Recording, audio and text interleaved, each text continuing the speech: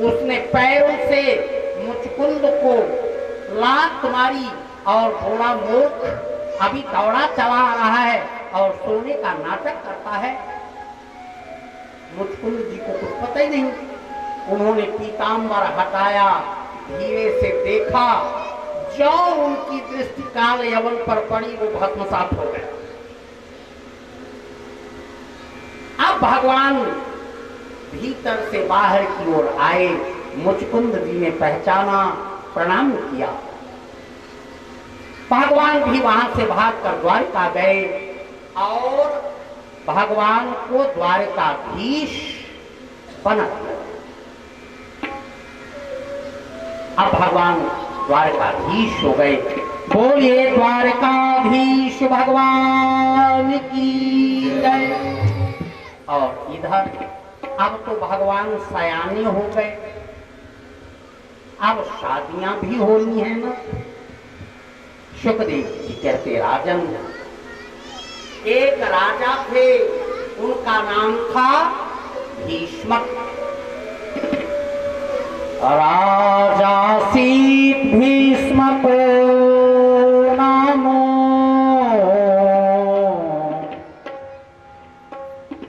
विदर्भाधिपतिर्महा। राजा आसीत भीष्मको नाम। भीष्मक नाम के एक राजा थे। कहाँ के? विदर्भाधिपतिर्महान, विदर्भ देश के राजा थे। तस्य पंचात भवत पुत्राः, उनके 5 बेटे थे। रुक्मी, रुक्मी रखी, कन्यिका च वरानना, एक उनकी कन्या भी थी। कौन? रुक्मिणी। वैसे हम कह रहे हैं कि उनकी बेटी रुक्मिणी थी, लेकिन रुक्मिणी जी ने उनकी पत्नी की गर्भ से जन्म नहीं ग्रहण किया था। एक बार महाराज भीष्मक कहीं घूमने गए थे।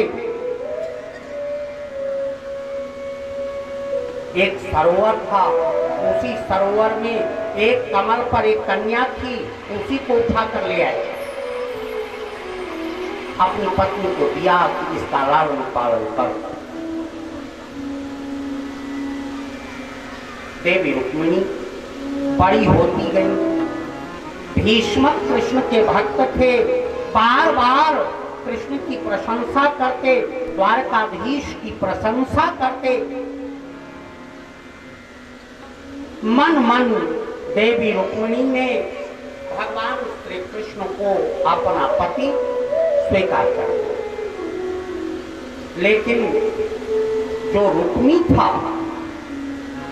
वह पहले तो अपनी बहन का विवाह जयद्रथ से करना चाहता था। बाद में उसे पता चला कि दुर्योधन की बहन दुशाला का विवाह जयद्रथ से हो गया। अब उसने फिर बात बदली, शिशुपाल को खोजा।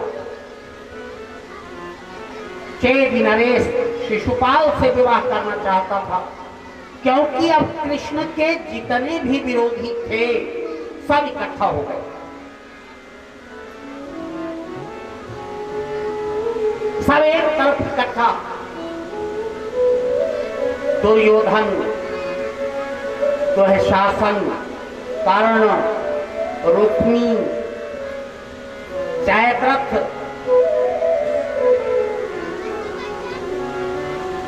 जरासंध, सब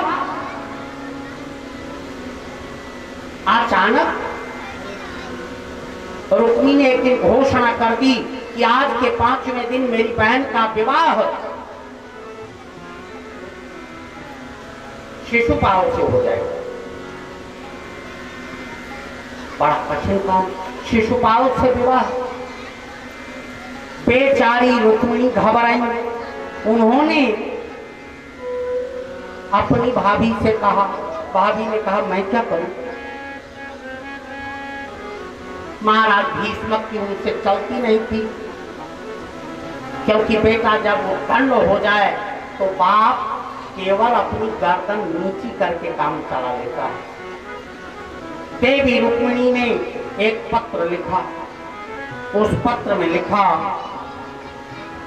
श्रुत्वा गुणान् भुवन सुंदर शृण्वतां ते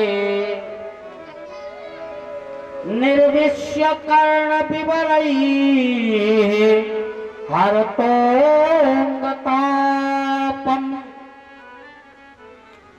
रूपं दृशां दृशिमतामखिलार्थ लाभम् त्वयाच्युता विशति चित्रं पत्रपं मे। हे कन्हैया, श्रुत्वा गुणान, मैंने बहुत दिनों से तुम्हारे गुणों को सुना है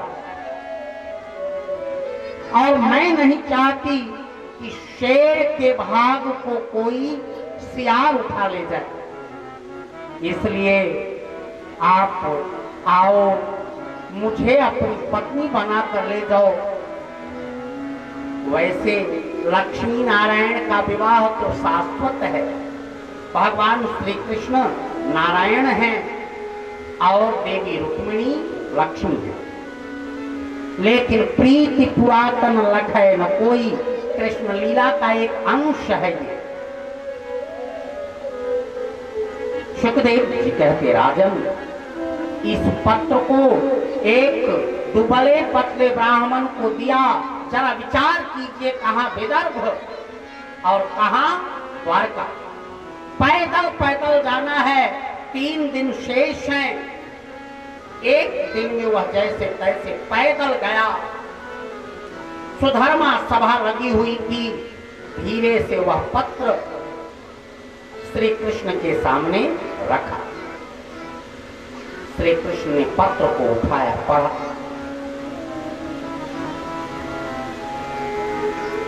और पत्र पढ़ने के बाद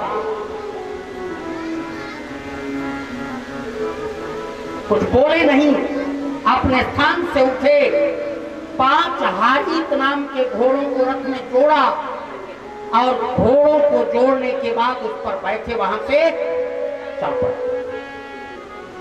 पत्र में संकेत था कि मैं अपनी कुल परंपरा के अनुसार देवी के गौरी के मंदिर में पूजन करने जाऊंगी। अगर वहीं आ गए तो संभव है, अन्यथा मैं योगाग्नि में अपने प्राण दग्ध कर दूं। क्योंकि शिशुपाल को रुक्मी ने बुला लिया। महल के एक किनारे पर जनवासा लग गया। शिशुपाल ने, जरासंध ने, जयद्रथ ने देवी के मंदिर के चारों ओर अपने सैनिक लगा दिए, न कोई आने पाए न कोई जाने पाए, अर्थात जेट सुरक्षा लगा दी। और इधर देवी रुक्मिणी ने पत्र लिखा कि मंदिर में मिलो। भगवान ने जैसे पत्र पाया वहां से चल पड़े। सामने बलराम जी मिले। बलराम जी ने कहा, कहां? कैसे बताएं, बड़े भाई हैं।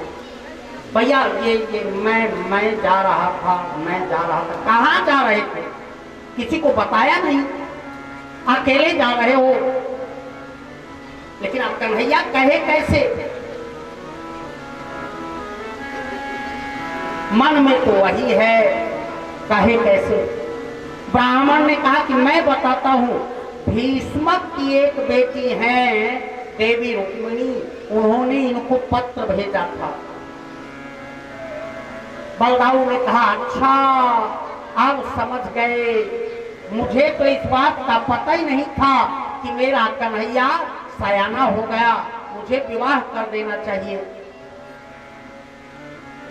इतना जानकर अब कन्हैया वहां से चल पड़ा विदर्भ की ओर। उधर विदर्भ की ओर वो जा रहे हैं। इधर देवी के मंदिर में आकर देवी रुक्मिणी ने सखियों सहित मंदिर में प्रवेश किया। हाथ में पूजन की थाल लिए हुए देवी रुक्मिणी प्रवेश करती हैं और देवी का पूजन करने के बाद कहती हैं, नमस्ते त्वयाम्बिके भीक्षम स्वसंतानयुतां शिवाम् भूयात् पतिर्मे भगवान् कृष्ण तदनुमोदताम् कृष्ण तदनुमोदताम्।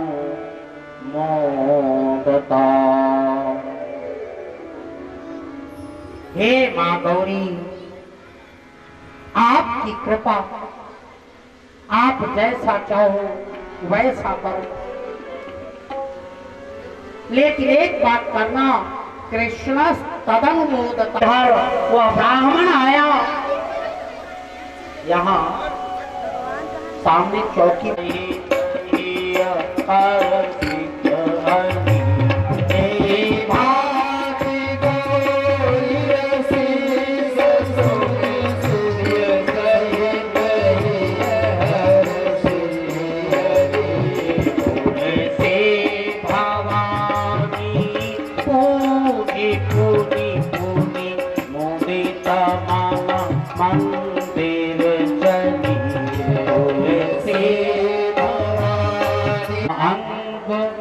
फरकन लगे।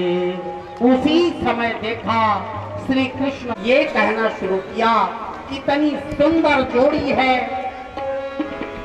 किसी ने कहा देखो देखो इसके खड़ाऊ देखो, किसी ने कहा रथ के पहिए देखो, किसी ने कहा ये घोड़े कितने सुंदर हैं, किसी ने कहा रुक्मिणी देवी लक्ष्मी जी को भी लज्जित कर रही हैं, कितना सुंदर जोड़ा है। सभी मोह के पाए पहनाने की परंपरा का हृदय सबसे पहले सतयुग में रैवत महाराज ने अपनी पुत्री से कराया, चाक्षुष मनवंतर में। और उसी के बाद आज पुनः रेवती देवी जब छोटी होकर बन गई तो बलदाऊ जी ने वापर में सिंदूर डाला और ले आकर अपने घर में बिछाया। दौड़ते दौड़ते चले गए, फिर जहां थे कन्हैया देखा तो सारे दैत्य उनके पीछे लगे थे और रुक्मी को पकड़कर अपने चक्के में बांध दिया था, घोड़े के चक्के में। भगवान रुक्मिणी देवी को लेकर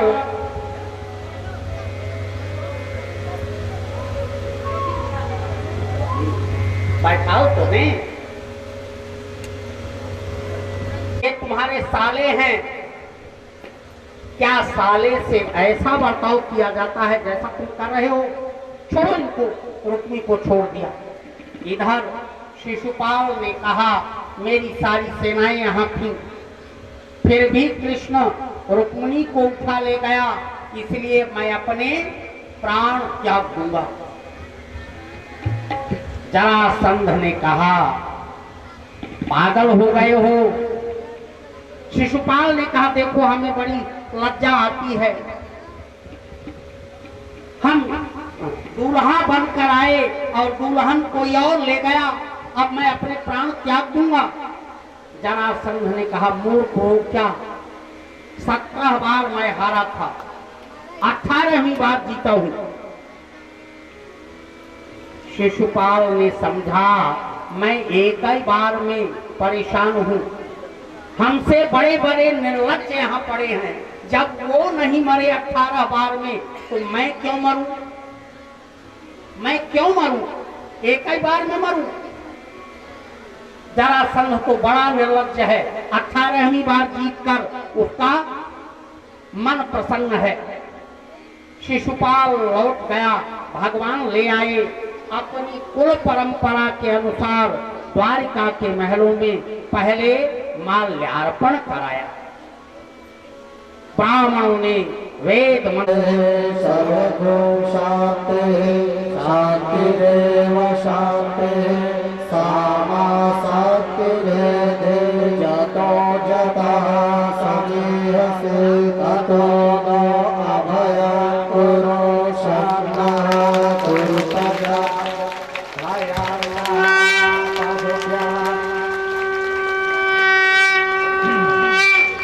आज मेरे श्याम के साथ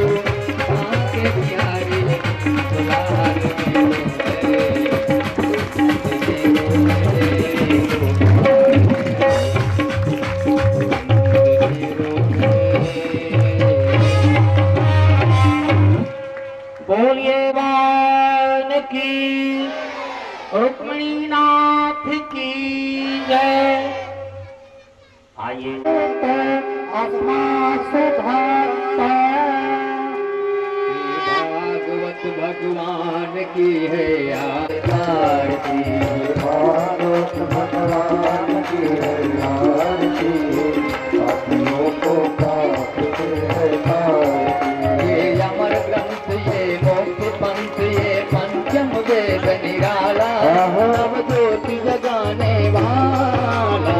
अमर ग्रंथ ये मोक्ष पंथ ये पंचम वेद निराला, नव ज्योति जगाने वाला। हरि नाम यही हरि धाम यही, राम यही हरि धाम यही, जग के मंगल की आरती। पापियों को पाप से है आरती, भागवत भगवान की है आरती, पापियों को पाप से है आरती। ये शांत गीत हज गीत गीत, ये शांत गीत पावन पुनीत, पापों को मिटाने वाला, हरि दरस कराने वाला। ये शांत गीत पावन पुनीत, पापों को मिटाने वाला, हरि दरस कराने वाला। ये सुख करनी पापियों को पाप से है आरती। ये मधुर बोल हरि बोल बोल, ये मधुर बोल भगवत संत बोल, सन्मार्ग बताने वाला, बिगड़ी को बनाने वाला। मधुर बोल जो संत बोल, सन्मार्ग बताने वाला, बिगड़ी को चेतन का जगदीश हरे, मात पिता तुम मेरे शरण गो में, तुम बिना हो न दूजा, प्रभु बिना हो न दूजा। जय जगदीश हरे, तुम पूर्ण परमात्मा, तुम अंतर्यामी हो स्वामी, तुम अंतर्यामी। पारब्रह्म परमेश्वर, पारब्रह्म परमेश्वर, तुम पालन करता हो स्वामी, तुम पालन करता। मैं मूरख खलकारी, मैं सेवक तुम स्वामी, कृपा करो भरता। ओम जय जगदीश हरे, तुम गणपति, किस विधि में हो गया मैं, किस विधि में हो गया मैं, तुमको मैं घूमती। ओम जय जगदीश हरे, दीन को दुख हरता, तुम साधुर मेरे, सब तुम्हारा चित मेरे। करुणा करुणाओ, करुणा हाथ बढ़ाओ, मार बढ़ा दे। ओम जय जगदीश हरे, जय विकार मिटाओ, आव देवा स्वामी।